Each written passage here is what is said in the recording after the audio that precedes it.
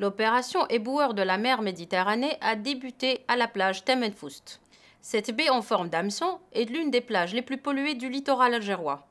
La campagne organisée par la radio algérienne en collaboration avec de nombreuses associations de lutte contre la pollution et plus de 14 ministères en est à sa 9e édition. Nous participons à cet acte que nous appelons un acte citoyen pour inculquer un petit peu le civisme aux jeunes et aux enfants pour qu'ils nettoient un petit peu leur environnement. Cette même campagne de nettoyage vise 14 plages du littoral algérien, mais aussi des partenaires méditerranéens à travers l'action sensibilisatrice de la radio française, de la Roumanie et de la Croatie.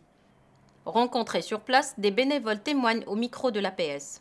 Cette action, son objectif, c'est de sensibiliser le maximum de personnes, d'inculquer cette culture aux enfants et aux jeunes et à tous les citoyens.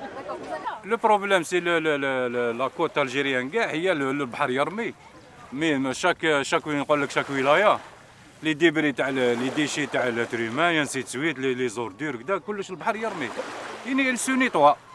Le bilan de cette journée exceptionnelle dépasse les attentes des organisateurs qui enregistrent des actions spontanées sur d'autres sites en plus d'une collecte de plusieurs tonnes.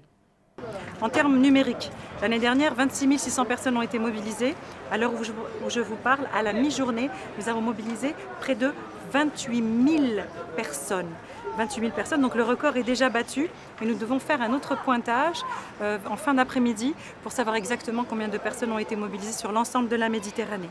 Mais là, nous avons une estimation en tonnage, puisque ce sont essentiellement les APC qui se sont chargés de récolter les déchets.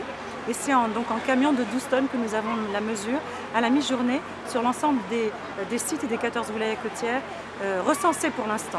Ce ne sont pas définitifs, nous avons 1500 tonnes de déchets qui ont été récoltés.